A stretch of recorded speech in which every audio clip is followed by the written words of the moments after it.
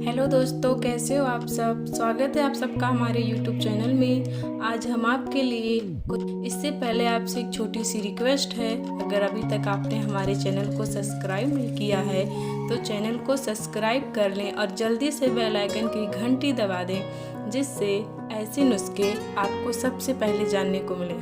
आइए जानते हैं। योगी का नाम सुनकर हमारे मन में एक ही छवि उभर कर आती है, एक ऐसा योगी जो भौतिक सुखों को त्याग कर सालों तक शारीरिक कष्टों को सहकर भक्ति में लीन रहते हैं। हमारे ग्रंथों में ऐसे ही हठ योगी ऋषियों की कई गाथाएं बताई गई हैं, जो कि अलग अलग युगों में गहन साधना करके अलग अलग तरह के ज्ञान प्राप्त कर चुके थे। उनके पास वो अलौकिक ज्ञान था, वो आज शायद ही कम लोगों में जानने को मिलता है।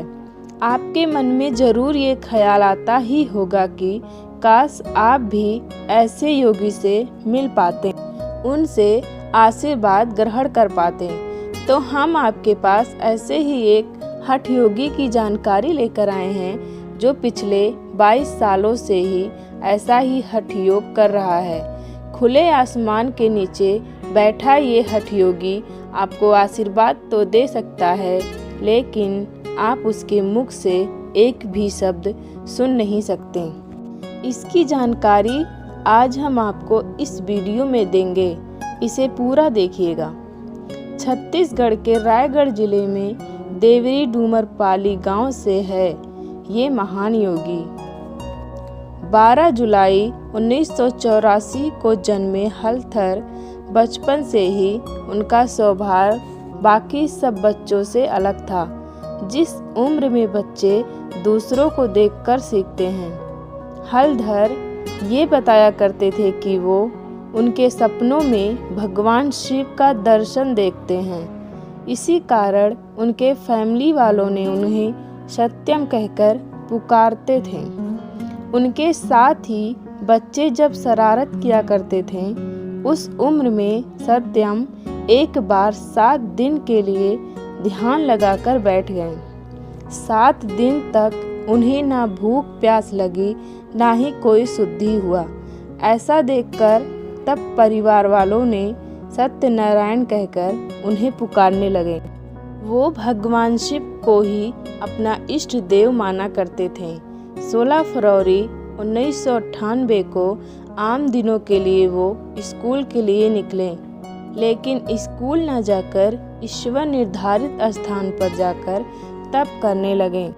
अपने प्राकृतिक गांव से 18 किलोमीटर दूर कोसम नारा गांव के उजाड़ में उन्होंने अपने तपोस्थली बनाई।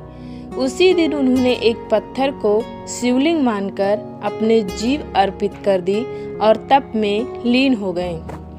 एक सप्ताह बाद उनके एक सेवक ने बगल में अग्नि प्रचलित कर दी। यही अग्नि अखंड भूमि के नाम से हमेशा जलती रहती है। शुरू में तो उनकी तपस्या आम लोगों द्वारा स्वीकार नहीं किया गया और कई लोगों द्वारा बाबा जी को परेशान भी किया गया, लेकिन हठ योगी कहा ही उसे जाता है जो योग मृदा में भौतिक चीज़ों के आभास से बाहर चला जाता है। तब से बाबा खुले आसमान सुबह से लेकर रात 12 बजे तक तप करते रहते हैं। भले ही आंधी आए, बारिश आए या ठंड का प्रकोप हो, बाबा जी इसी मुद्रा में इसी स्थान पर तप करते ही रहते हैं। ये अपने भक्तों से भी सुबह 6 से 7 बजे और रात को 12 से 3 बजे के बीच ही मिलते हैं। तभी बाबा जी सिर्फ इशारों में ही बात करते हैं। बाबा जी की ये ख्याति सुनकर कामाख्या के 108 मौनी कलाहारी बाबा भी यहाँ आए। वो भी बाबा की तपस्या देखकर बहुत ही प्रभावित हुए। 108 के बाद से बाबा सत्यनारायण को 108 की उपाधि देकर वो अपने धाम वापस चले गए। तब से प्रतिवर्ष उनके अनुयायी यहाँ कोसम नारा आते हैं।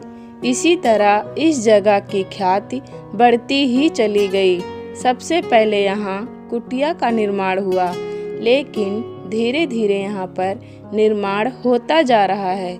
बाबा सत्यनारायण की ख्याति भी इसी कारण बढ़ रही है, क्योंकि बाकी बाबाओं की तरह वो भक्तों से बात नहीं करते, बल्कि इशारों में आशीर्वाद ही देते हैं और सारा समय बस तपस्या ही करते रहते हैं। अगर आप कभी छत्तीसगढ़ जाएं तो कोसम नारा जाकर इस हठ योगी का तप देख सकते हैं और आशीर्वाद भी ले सकते हैं। आप उनसे ये कठिन सवाल भी कर सकते हैं कि भौतिक सुख त्याग क्यों वो तप में लीन रहते हैं। दोस्तों, ऐसा सनातन धर्म की जानकारी जानना चाहते हैं तो ये था दोस्तों कुछ नुस्खे।